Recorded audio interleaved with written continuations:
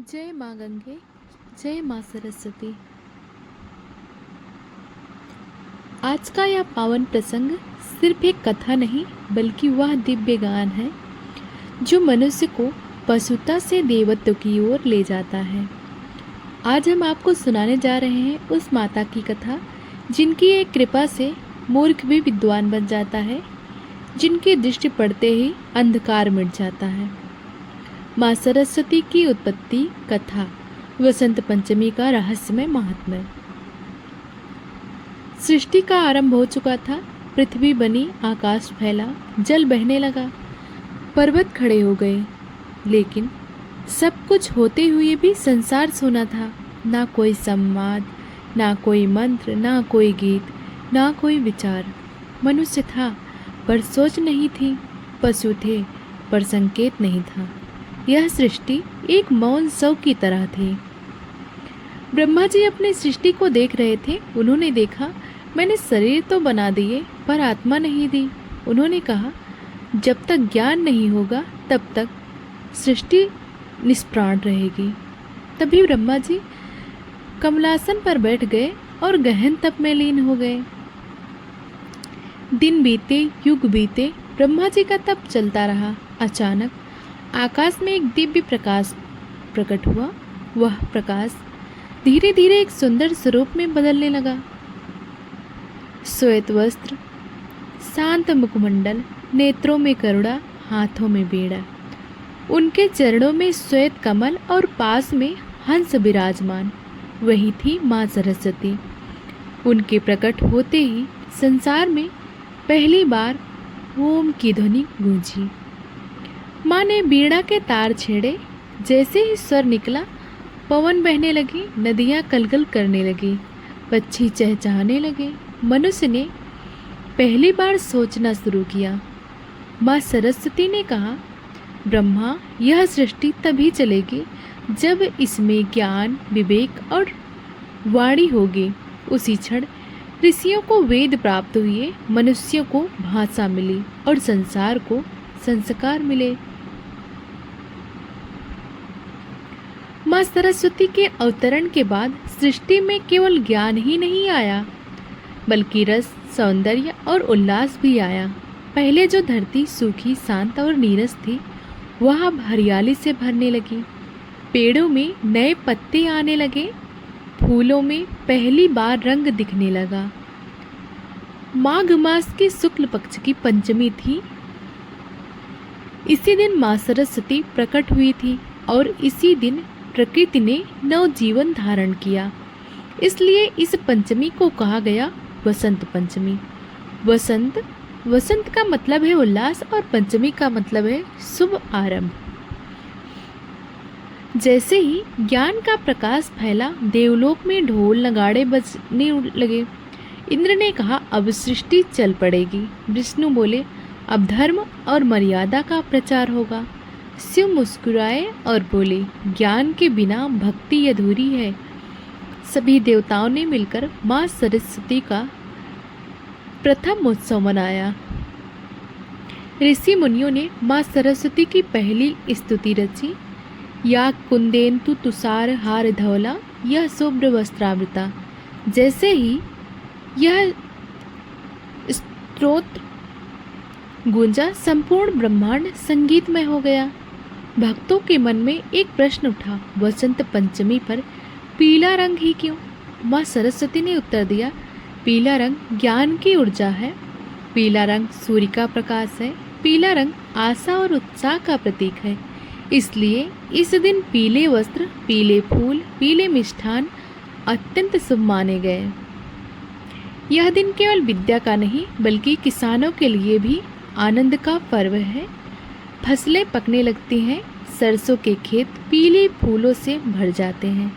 धरती मानो माँ सरस्वती को पीले पुष्प अर्पित कर रही हो।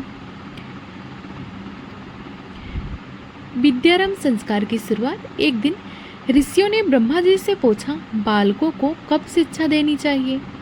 ब्रह्मा जी बोले, जिस दिन ज्ञान का अवतरण हुआ उसी दिन। तभी से वसंत पंचमी के दिन विद्यारंभ संस्कार प्रारंभ हुआ। कहा जाता है जो बच्चा वसंत पंचमी के दिन माँ सरस्वती के चरणों में कलम रखकर पहला अक्षर लिखता है, उसकी बुद्धि जीवन भर तेज बनी रहती है, उसके जीवन में अज्ञान टिक नहीं पाता।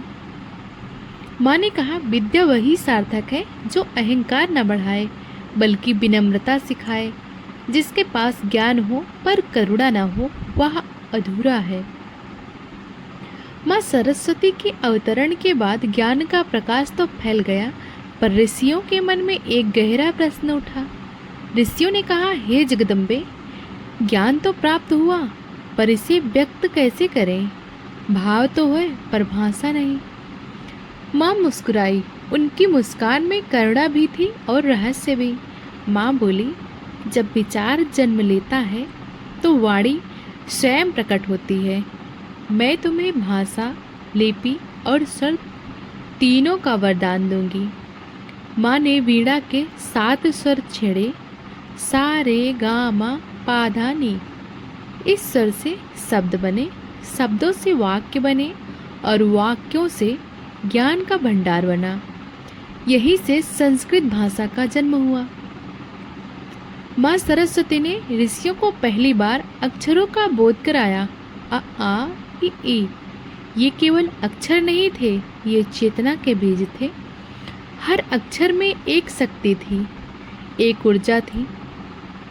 माँ की कृपा से ऋषियों ने ध्यान में दिव्य ज्ञान देखा।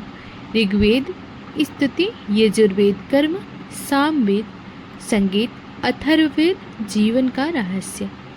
चारों वेद माँ सरस्वती की अनुकंपा से मानव को प्राप्त हुआ। ब्रह्मा जी ने कहा, हे माता, अब सृष्टि बोलने लगी है। माँ बोली, पर ध्यान रखना ब्रह्मा, वाणी का दुरुपयोग सृष्टि का पतन कर देगा, इसलिए ज्ञान के साथ विवेक भी आवश्यक है। अब मनुष्य सिर्फ बोलता नहीं था, सोचने भी लगा था। वह समझने लगा क्या उचित है, क्या अनुचित है। यही था विवेक का जन्म।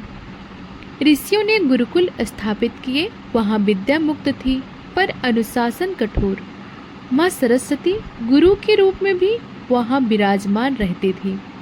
गुरु कहते विद्या लो पर अहंकार मत लो। शिष्य झुककर कहते गुरु ही हमारा जीवन है। यही भारतीय शिक्षा परंपरा बनी। माँ बोली, जो ज्ञान सेवा ना करे वह भार बन जाता है, जो वाणी सत्य न बोले वह विष बन जाती है। प्राचीन काल में एक छोटा सा बालक था। उसकी आंखों में प्रश्न थे, मन में जिज्ञासा थी, पर बुद्धि अभी सोई हुई थी। उसके माता पिता चाहते थे हमारा पुत्र विद्वान बने, संस्कारी बने। वे उसे ऋषि के आश्रम ले गए। ऋषि ने कहा, विद्या का प्रारंभ साधारण दिन नहीं, वसंत पंचमी के दिन करो, क्योंकि इसी दिन माँ सरस्वती स्वयं बालकों को आशीर्वाद देती हैं। वसंत पंचमी का दिन आया। प्रातःकाल गंगा स्नान हुआ। बालकों के सामने माँ सरस्वती की प्रतिमा रखी गई। ऋषि ने कहा, बेटा, माँ का स्मरण करो। बालक ने कांपते हाथों से पहला अक्षर लिखा, आ, और उसी क्षण उसके चेहरे पर अद्भुत तेज प्रकट हुआ। कहा जाता है उस बालक ने माँ सरस्वती को साक्षात देखा। माँ ने कहा, बेटा, विद्या का मार्ग लंबा है पर मीठा है। धैर्य रखो, अहंकार छोड़ो। वह बालक धीरे धीरे एक महान विद्वान बना। राजा भी उससे परामर्श लेने लगे, पर वह हमेशा कहता, यह सब माँ सरस्वती की कृपा है। इसी कथा से यह परंपरा बनी। वसंत पंचमी पर बालकों को कलम पकड़ाना, माँ सरस्वती के चरणों में पुस्तकें रखना। माँ सरस्वती कहती हैं, बच्चों को सिर्फ पढ़ाओ नहीं, संस्कार भी दो। विद्या बिना संस्कार अधूरा है। माँ ने चेतावनी दी, झूठ ना बोले, अपशब्द ना कहें, गुरु का अपमान ना करें, क्योंकि इस दिन बोला गया शब्द सीधे मन पर असर करता है। जो व्यक्ति वसंत पंचमी के दिन सच्चे मन से माँ का स्मरण करता है, उसकी बुद्धि तेज होती है, वाणी मधुर होती है और जीवन सही दिशा में चलता है। वसंत पंचमी केवल त्योहार नहीं, यह ज्ञान का उत्सव है। वसंत पंचमी की सुबह साधारण सुबह नहीं होती, यह वह समय होता है जब स्वयं माँ सरस्वती धरती पर ज्ञान की वर्षा करने आती हैं। सूर्य की किरणें पीली आभा लिए धरती को स्पर्श करती हैं। प्रातःकाल स्नान कर स्वच्छ वस्त्र धारण किए जाते हैं। मन में यह संकल्प लिया जाता है, आज मैं अपने शब्दों, विचारों और कर्मों को शुद्ध रखूंगा, क्योंकि माँ सरस्वती सबसे पहले भाव देखती हैं। पूजा स्थान पर पीला वस्त्र बिछाया जाए, माँ सरस्वती की प्रतिमा या चित्र स्थापित किया जाता है। उनके सामने पुस्तकें, कलम, वाद्य यंत्र रखे जाते हैं। यह संकेत है कि हम अपना ज्ञान माँ को समर्पित कर रहे हैं। माँ को पीले फूल अर्पित किए जाते हैं, गेंदे, सरसों, पीले कमल। भोग में केसरिया, खीर, पीले चावल, बेसन के लड्डू अर्पित किए जाते हैं, क्योंकि पीला रंग ज्ञान की तरंग है। माँ सरस्वती की स्तुति की जाती है, या कुंदेन तुषार हार धवला। जैसे ही यह मंत्र गूंजता है, घर का वातावरण शांत और पवित्र हो जाता है। कई भक्त इस दिन व्रत रखते हैं। व्रत का अर्थ भूखे रहना नहीं, बल्कि इंद्रियों पर संयम रखना है। माँ कहती हैं, व्रत वह है जो मन को शुद्ध करे। पूजा के अंत में माँ से प्रार्थना की जाती है, हे माँ, मेरी बुद्धि को अहंकार से दूर रखना, मेरी वाणी को सत्य और मधुर बनाना। जो परिवार वसंत पंचमी पर पूरी श्रद्धा से माँ की पूजा करता है, उस घर में कला नहीं टिकती, अज्ञान नहीं टिकता। एक राजा अहंकार और सरस्वती माता की कथा है। प्राचीन काल में एक प्रतापी राजा राज्य करता था। उसका राज्य समृद्ध था, सेना शक्तिशाली थी और खजाना भरा हुआ था। राजा स्वयं को अत्यंत बुद्धिमान समझता था। वह कहता, मेरे समान ज्ञानी इस धरती पर कोई नहीं। धीरे धीरे राजा के मन में अहंकार पनपने लगा। वह विद्वान की सलाह को नज़रअंदाज करने लगा। ऋषियों की बातें उसे साधारण लगने लगी। यहीं से उनके पतन की शुरुआत हुई। माँ सरस्वती सब देख रही थी। उन्होंने सोचा, ज्ञान यदि अहंकार बन जाए तो उसका संशोधन आवश्यक है। माँ ने एक साधारण ब्राह्मण का रूप धारण किया और राजा के दरबार में पहुंची। माँ ने पूछा, राजन, क्या आप संपूर्ण ज्ञान के स्वामी हैं? राजा हंसा, मेरे सामने ऐसा प्रश्न करने का साहस। माँ बोली, यदि आप सर्वज्ञ हैं तो यह बताइए, ज्ञान का सबसे बड़ा शत्रु कौन है? राजा ने उत्तर ना दे सका। पूरा दरबार मौन हो गया। तभी माँ ने उत्तर दिया, ज्ञान का सबसे बड़ा शत्रु अहंकार है। उसी क्षण ब्राह्मण का रूप दिव्य तेज में बदल गया। राजा समझ गया, यह कोई साधारण व्यक्ति नहीं, स्वयं माँ सरस्वती हैं। राजा ने राज सिंहासन छोड़ माँ के चरणों में दंडवत प्रणाम किया।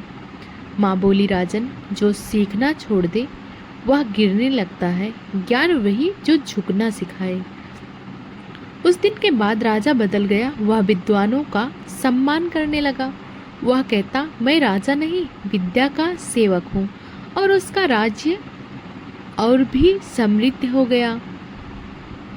यह कथा में सिखाती है, ज्ञान से बड़ा कुछ नहीं और ज्ञान से बड़ा अहंकार का शत्रु कोई नहीं। वसंत पंचमी हमें हर वर्ष यही स्मरण कराती है।